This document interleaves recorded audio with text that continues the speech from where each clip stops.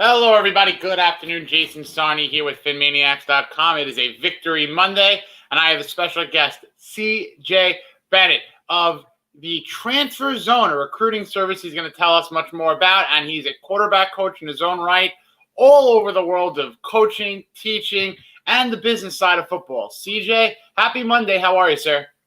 How's it going, Jason? I know the Finns fans are happy after a clutch performance versus the Patriots. Man, that was fun to watch. Oh, we are very, very happy. Any win, we're happy, but a road win against New England, hey, we're first place, sole possession of AFC East football right now.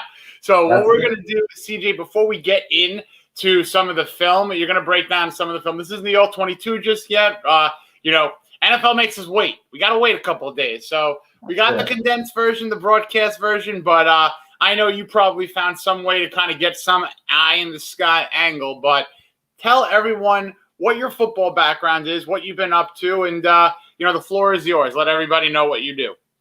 Absolutely. Played a little college quarterback. Was fortunate enough to coach college ball for about 4 years. Stopped at FAU down there in South Florida, Maryland, and Stanford University in Alabama. Currently private quarterback coach. I run a quarterback academy out here in Tampa, Florida. I'm part of my own business, and then I'm part of QB Collective, a national quarterback training group. So still heavily involved in the recruiting side of things and quarterback training, always looking at film, always watching NFL games. So I love that. And what better of a person to break down a quarterback than a quarterback? Love doing that over at PhinManiacs. We've been very fortunate to get some quality guests. So I always love to pick the brain of people who know the game more than me. You are one of those people. You've played it, you've coached it, you're around it. So to me, I like to utilize your talents. So what I'm going to do is I'm going to get on over and share our screen here. Now I'm what they call a borderline millennial, CJ, so I'm still trying to get, or they call me a boomer sometimes, I've heard. So I'm going to try to share the screen here. I think I'm going to do it right again. Our experiment worked earlier, and I got it. So I think we're good. Do you see the game here? Yep, got it right there. Okay. So we are all queued up, and I'm going to main screen it. You're still with me here? Got it. All right. This is the first series. So we're just going to kind of breeze through the first series. If you want me to go back to a certain play, we could do so. Yeah. So this is Tua's first series in New England yesterday. And you can talk us through whatever you see. Yeah, I mean, I thought just the first series in the opening script, they did a great job of kind of playing the Tua strengths, right? Like that's what great staffs do. They don't try to fit a square peg round hole. You could tell they were trying to make Tua comfortable, right? That RPO, that first play, like that's what we saw him do in college. I thought he was in a great rhythm in this first drive. They went with that RPO, which is the run pass option. First play, you're going to see here shortly, they're going to throw the quick screen right here to Waddle, getting the ball out of his hands. Just a quick 2-on-2 game right there. You could tell how comfortable Tua was doing that. Bill Belichick traditionally, defensively, he's known to stop the run, right? He's gonna play one high defense, man coverage. But when you throw the RPO game in there, you kind of make the defense play slow. Getting the ball out quick really affects the D-line play. And you could see how comfortable they were doing stuff like this in the first drive. So I think as Dolphins fans, you guys have to be excited with the way they scripted this first drive around Tua. Quick screen. You're going to see a play action right here. Great job with the check down, right? I mean, that's growth as a quarterback right there, coming down to the check down. And as y'all can see here shortly, you guys are going to score on that first drive. And that's why scripting is so important as a quarterback coach. That's something, or as an offense, that's something made famous by Bill Walsh. He was big on scripting plays, right? Here we go, another play action screen, right? Getting it out of his hands quick. That's what Tua does so great. But right, people always wonder why Bill Walsh was obsessed with scripting the first couple of plays, and he was obsessed with taking the lead first. And analytics show and numbers show, and the team that scores first in the NFL has just a vast majority to win the ball game. I think it's upwards of 70% of the time. Here we go, another RPO. Tua runs it himself. That's great to watch, right? They're not trying to make him that traditional drop back, right? It was RPOs, it was screens, it was quick games, moving the pocket. I think if they could build around that for Tua, I think the offense has a great chance to be successful. I agree. And I love the way you mentioned Bill Walsh, because he is like one of those standards that you love to kind of measure your football aptitude or standard or anything with. And yeah, he did love to script those plays. A lot of coaches love to script those plays. But with a guy like Tua, I think it's perfect. I think to go on in there with a set, absolute script, obviously with deviations, but George Godsey, Eric Studesville's co-offensive coordinators put together that script or plan, whatever you call it, that on the road with crowd noise. I don't know if you saw on social media all this crowd noise mess, CJ. Come on. Because rumor has it, I think in the SEC it's a little loud, but that's neither here nor there. That's exactly right. I mean, come on. That was a ridiculous take. But anyway, offensive coordinators, regardless of who called the plays, let's say they co-scripted. Let's give them both credit. Yeah. 80 yards, 10 plays, over 5 minutes on the road. Your quarterback sneaks in. Could have thrown it. Yeah. But you know what? Go on in. Put the 6 on the board. Make it easy. That's right. Talk to us about the co-offensive coordinators. I believe you have a little bit of a connection to one of them. Yeah, Coach Godsey, I was able to he's actually from Tampa. We had a good relationship. We had a lot of connections. We had known about it. I worked with him in a camp in Indianapolis this offseason and was able to pick his brain, and he was able to talk about just the jump Tua's made mentally, after kind of sitting a year and how they were excited. But like I alluded to earlier, that's what great coaches do. And, you don't try and build necessarily. Obviously, you want to have the best players. Talent always makes the coach's job easier. But to really fit around what Tua does great, right? Don't try and make him this traditional guy. I mean, the RPOs, you saw the quick screens, moving the pocket. Like, that's what you could tell how comfortable he was in that first drive. And I think it's that pro and con, right? Great, we got to be good on the first drive, got to be script. But obviously, we would have liked to see more points on those other drives and some of those other performances. And the other touchdown came on the first drive of the second half, which is kind of a pseudo script as well. You kind of talk about that at halftime. So, great job with the scripted, but we got to be able to be that consistent throughout the game when those first 15 plays aren't calls on the other side of the play sheet. We would like to see that a little more efficient, a little more effective. You make some great points. And one of the things that the Brian Flores Dolphins have done tremendously well is start off the games and in the first quarter with a lead. They averaged last year essentially 6-3. That was their general going on into the second quarter mark. And also something that when you go on into later of the game, this team is built to go on into the fourth quarter with a lead and win. Last year, they were 7-0. After the third quarter, when leading by any margin, they ended up winning the game when they went into the fourth quarter leading. So that's exactly what they did by the thinnest of margins yesterday. We're going to go back to as you mentioned, the first series of the second half, because the third quarter to me is the most important quarter in football. If you have any kind of, as a coach, because my thought process is if you're up, you got to hold the lead. If you're down, you got to get them back. And it's almost like I played basketball, so my coach would always say the winner of the third quarter most likely is going to win this game because it sets the tone for the final frame. So what are your thoughts about how to come out of the locker room before we get into the second half footage?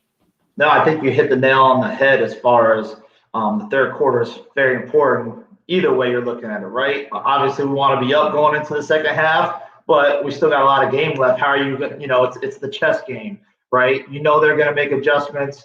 What are our adjustments we're going to make? Sometimes it's as easy as, hey, maybe we're just not executing what we had already ran. And that's always that fine line of coaching, how to make those decisions, right? Hey, do we stick with what we're doing? It's there. We just got to execute, or, hey, this isn't what we were expecting. Let's make these changes right there. But you're absolutely right. And that was one of my overall comments for the game was the Miami Dolphins of the last however many years, they're losing this ball game as close as it is. And to see you guys kind of take that step up, that's a testament to coaching, not only just adjustments, just culture and just mindset. And I think that's what Coach Flores has brought to you guys more than anything, just the mindset that hey, this game's not over and we'll go to the second half here shortly. You got to play 15 minutes. And in past regimes, it was the last 6-7 minutes of the game. Even when they were up, that was the most nerve-wracking. So to go up with any amount of lead, 1 point could be all it takes. So we're going to go right here. We're going to share the screen once again. And we're going to bring us to that third quarter opening drive, which was a scoring drive. And CJ, just bring us through what you think maybe was talked about in the locker room to pseudo script, as you put it. So here we go, and we are back going on into game footage from the third.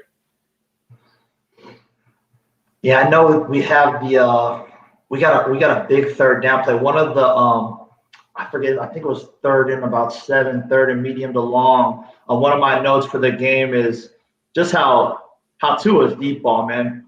So the two comments I was going to make overall on maybe negative side of things was the one thing I did notice with Tua when he had to come off. You go back to that play right there.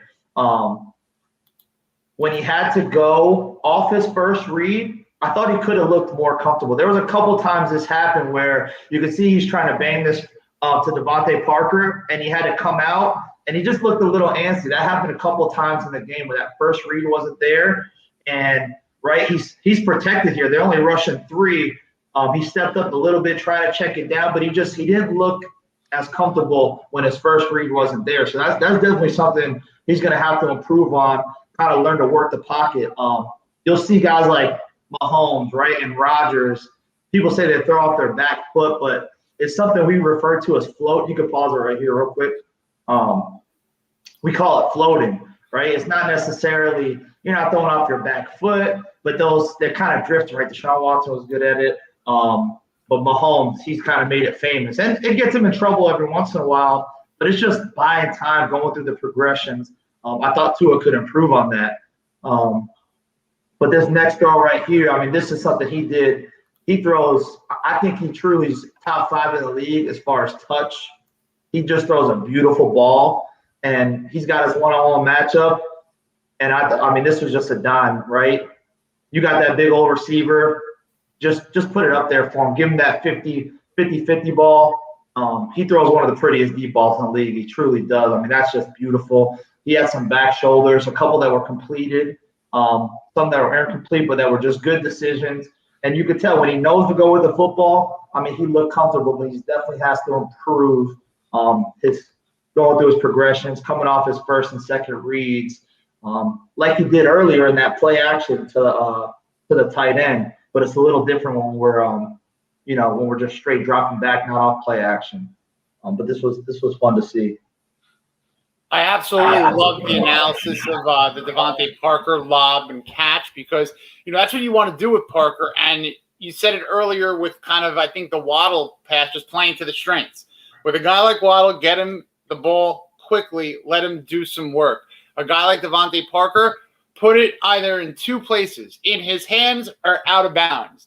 And essentially, if Parker dropped it, if he missed it, probably the ball would have just gracefully fallen past the sideline. So it just the touch, as you mentioned, which is beautiful, the placement, which comes from play calling, coaching, and read recognition, I would say, and then it's just picking your personnel. And I think Tua did that, which brings me to a quick question. Then we'll finish up with the rest of this series. Have you ever been a part of a football team? And this isn't a knock on the Dolphins. Have you ever been a part of a win where only 2 wide receivers caught passes? 2 wide receivers caught passes. That's it. Me personally, no, just because I was always in the spread. The air raid, we didn't use the tight end much. But that is definitely one of the advantages you guys have. I mean, Gesicki is he's come along well, and you have Devontae, you have Waddle. I'm sure you guys are kind of searching for that number 3 receiver right now. Who's it going to be? But Devontae Parker is easily one of the most underrated guys. Obviously, health's been a concern. He's got to stay on the field, but when that guy's healthy, he's one of the best deep ball threats, I'd say, in the NFL as far as those jump balls we're talking about. So hopefully he can stay healthy and continue to see a lot of that because between him and Waddle, him kind of taking the top off especially with as much man as people play in the league, you got to have a guy who can beat those one-on-ones on third downs and those plays exactly like we just saw. And credit to a lot of people might think it's crazy to think that he is a top 7 on the strength of yesterday's 81 yards. He is a top 7 all-time Miami Dolphin wide receiver. You got Clayton, you got Duper, you got Nat Moore, O.J. McDuffie, Chris Chambers, Duriel Harris, Uncle Devontae Parker. So good for Parker to get up there, and he could still get up to the top. If he stays healthy, I see him climbing. I wouldn't be surprised if he continued to climb that list. It would not be a bad thing whatsoever. So let's finish up this series, CJ, if you don't mind, and it's going to lead to the Dolphins' last points of the game, but that's all that they needed. Yep. That's a great job. Just matchup, knowing the Patriots play a lot of man. He was another bright spot, I thought, for your offense too. What he was able to do in the pass game, Gaskins. He busted out some nice runs. That was a great read. Bouncing it back on an inside zone play. He was a definite bright spot for you guys in both phases. They're going to take away the run traditionally, and then this is a great adjustment. Getting creative, throwing Brown in with the Wildcat, old school Dolphins football, right? It's you guys or the originators, but you got to get creative on a team like the Patriots, conference opponent that you guys, divisional opponent, you guys see quite often. Like these are the adjustments that good staffs make, and when you get down there, you got to punch it in, which you guys did well. Again, move in the pocket, waddle, little pick play. I mean, great job by the coaching staff, right? That was a beautiful drive right there. Just looking at the this was basically him. That dive right there, him getting basically parallel to the floor, was basically me interpreting him making up for that. We can call it a drop earlier. Yeah, on third down. Yeah. Go ahead. No, you're exactly that. He had that big third down drop, and it's good to see a young guy bounce back and make that play. Not let that carry over to the next rep. And great job, set that natural pick and man with the little fake motion. That's a great goal line red zone call right there by the coaching staff. I was extremely impressed and happy with the entire scheme, regardless of the fact that Will Fuller, call him the number 2 receiver, didn't play.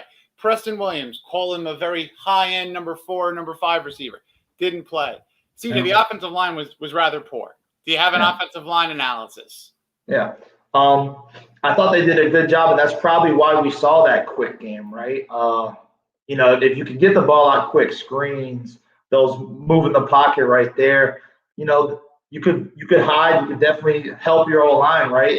It's almost a little demoralizing for a D lineman when that ball leaves your hand that quickly, right? Tua did a great job on the screens, like boom, you're catching and throwing the D lineman, they're still just coming out of their stance and the ball is gone. That wears them down and that tires them. That's a great way to help your O-line. But the NFL, they're going to make adjustments, and you probably can't make a living off quick screens and all that. You're going to have to push the ball downfield eventually. So they're going to have to figure that out as far as O-line play. You're not going to just be able to screen and quick game to death. You're going to have to be able to hard play action, run the football, and then have just our traditional 3-step and 5-step drops. This Dolphin offense is, I think, for ever-changing. They're gelling. The offensive line certainly. And, last year the problem or the benefit, however you want to call it, with this young offensive line, they changed over in terms of the 5 that they sent out 5 different times last year. So they were basically a mess. And as a coach, how important is just the continuity of a position group, let alone a group that has to work in tandem together? Without a doubt, man. Those O-line guys, they're a different group too, right? I mean, you want to talk about one of the hardest jobs in sports, right? You got to be 300 pounds. You got to go backwards and try and stop these freak shows that, some of these DNs they roll out here in the NFL. These are the best athletes in the world. I mean, there's not a harder job. And the continuity, like you said, is very important. Talking about passing off blitzes and games and twists and turns and and working together on combos, right? Those are things that, you got to have that feel and that timing. And it's tough if you don't have that consistency up front. And yeah, that's a different position group, man. There's, DBs, receivers, the prima donnas, right? Those guys are kind of that solo. You see a lot of kind of guys for themselves. Not always, but those are line, man. It's a group, right? They're a unit, truly. So I think that's a great point by you. I love the potential development of this line. They have the individual prospects. The prospects have to individually get better, and they need to just gel as that unit. So hopefully that comes before Halloween, or else it's gonna be scary. And you did say, I think the biggest positive was coaching staff kind of protect them a little bit the quick game. But when we go to this last drive, I mean, you got to be psyched up as a we'll go to it, but I thought that was a huge the 4-minute drill at the end, knowing we're going to run the ball and then converting on 2 first downs to put the game away. I mean, that's definitely a positive sign going forward when everyone in the stadium knows you got to run the ball, but run the clock out, and you're able to still get first downs. I mean, that's big positives going forward. Prior to that, I put them on ice offensive play. Just gonna bring back to the Xavier Howard strip. He caused the fumble, and he recovered his own fumble. So even in a game where I feel like no one really called his name because Mac Jones and the plan was to not throw anywhere near Howard, he's essentially a magnet to the ball. So if you don't throw to him, he's gonna go to it. He's gonna get it. 9 games against the Patriots, 2 picks, 5 passes defended, 2 forced fumbles, and yesterday's recovery. So let's go to that play. Here we see the back end of it right now, but let's start it over, and we'll go to Xavier Howard, basically setting up exactly what Dolphin fans want. 4-minute, 3-minute, 2-minute drill, put the ball on, first down marker to first down marker. So here's that Xavier Howard play. Let me just share the screen. And then you tell me as a coach, just what kind of drill or, what kind of actual sideline fun was going on when Xavier Howard made this play. And here it comes. Just as a kind of going back a couple, that pick by Tua, I'm not sure still if he was trying to throw it away or if he just truly made a bad decision. But traditionally in Dolphins franchise history, he throws that pick and you guys are versus the Patriots at home. I mean, that's game over. Mac Jones playing pretty well, kind of staying within the scheme. And as far as Howard goes, man, those great defensive players, it's just they just have a knack for. I mean, that's what big players do. They got a knack for that. They just got a knack for the ball. And when you have a player like that, obviously it changed the momentum. Primetime player. I mean, that won you guys the ball game right there. I mean, they were driving. That's chip shot field goal range. I mean, that's huge just for a franchise that hasn't done this in quite some time. And then this is this was a freaking great play call. They hadn't done this, naked bootleg, guy coming off injury last year. No one's expecting that. The slide wasn't the prettiest. We got I don't know if Tua will play baseball. It doesn't look like it. But I thought it was a great call. And then same thing, good thing.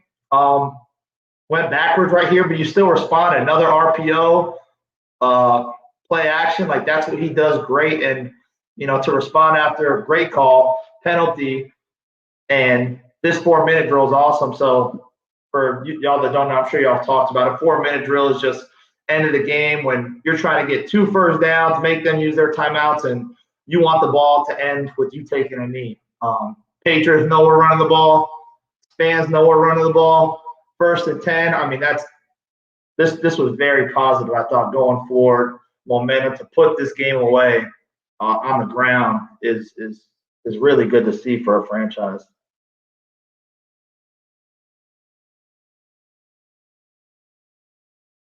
Boom, and then this one puts it away, right? They got to use their timeouts. We need a yard, and game's over. And they had their sneak specialist for say he's been doing that the last 2 years. He was taking Philip Rivers' place. The guy, he's good for a yard or two. That's for dang sure. That's I a want good to ask you about that. Yeah. Basically, Twitter exploded when everyone was like, "Uh-oh, they're trying to get too cute." It happened in the first half. I like it. Yeah. If you have a specialist like that, it almost makes him like he's like the wild thing in baseball. Like he's coming on in, and that's his job. I mean, last year, right, we saw with Phillip Rivers end his career, older body. I mean, Tua, probably the injury concerns, but I mean, you got to love it. I mean, it's no secret. You know what he's in there to do. I'm sure they're going to, later in the season, some sort of fake off it. I'm sure they'll have some adjustments, but it's pretty hard to move that big body. I mean, him just pushing forward, I don't care what they know is coming. It's just man on man and go get a yard. He does it well. I think it's an advantage. So I think that was great to see. And also just thinking devil's advocate, just thinking the way I think I'd rather Jacoby Brissett do that and get the risk reward than Tua do the risk regardless of the reward. Absolutely. I mean, you know, he's if he's your franchise, he's your asset. If they truly believe in him, you know, it would be terrible to risk him. I mean, you've seen, I want to say it was Mahomes I think he was healthy, but got banged up running on a 4th and 1 a couple of years back, right? I mean, we all know it's no secret the quarterback is very important. So I train them, and you know I don't shy away from it. I tell my quarterbacks it's you get the glory and you get all the when you win, and you know when you lose it comes both ways. But you got to protect your franchise quarterback if you truly think that's who's going to change your franchise. So yeah, I don't have a problem with that at all. So let's finish up with the drive. This was just as you said, you know, get your first downs and set up in that victory formation. And this was it. And look at the push here. Brissett just puts his head down and picks up the yardage. The Dolphins have had such problems with short yardage and picking up timely first downs, and I think that they're putting it all together. And this is the prettiest play in football. The kneel down on the road. Best play in football, no doubt. I think the only other comment I think for you guys, I already talked about the 2 interception. Like I said, he was scrambling. I don't know if hopefully he was trying to throw that away. You know, that thought that was a rookie mistake. But earlier in the game when you guys went up 7-0, you had a big turnover. I think it was right after you scored, and you got the ball on the +40 and didn't get any points. No field goal. I don't know if it was a sack penalty. I think that's the next step for you guys. Those great teams, you gotta that's that fast. Yeah, you get that big play on defense on the road, up 7. You gotta put points on the board, preferably a touchdown. Right? That's what the Chiefs do. Right? They pile on those points. It's those back to back. You know, you blink of an eye, 14-0. I think that's the next step. You guys are obviously heading in the right direction. Like I said, Flores and the culture, those are games a couple of years back. Don't think you guys win. But that was a great football game in general. And 2 rookie quarterbacks, former teammates battling out. It was fun to watch. That was a great win for you guys early on in the season. Great win, tremendously fun to watch.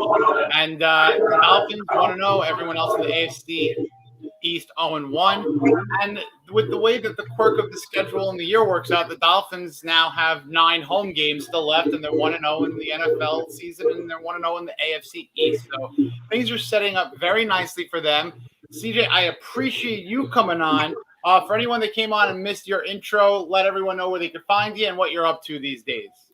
Yeah, absolutely. I'm on Twitter, CJ Bennett _08. I do the quarterback training, and then you mentioned the transfer zone. We have a recruiting service for the NCAA transfer portal. Obviously, I'm sure anyone who's following football has heard about that thing. It's kind of changed the way college football goes. So, you know, trying to get that going, and but just a fan of quarterbacks, a fan of football, former coach. So, I appreciate you having me on, taking the time, and it's always fun to break down wins, right? We always the film's a little better when after a big divisional win. So we'll have you on anytime you want. You know, hopefully we can get you back when we get some more angles and all 22 footage, and maybe go on into a preview against the Bills or any team later down the road. Yeah, you got to get your connections. Get on that all 22, man. We got to have that all 22 film, man. Whatever connects you got, let me know. Nothing that can get us a quicker access to the all 22. I'll tell you that. I can promise you that. I wish I did. But CJ Bennett, I appreciate you. Everyone check out CJ's work, and obviously he knows what he's talking about when he talks quarterback. So for CJ Bennett, I'm Jason Sarney with PhinManiacs.com, and we'll see you next time, everybody. Fins up. Have a great week.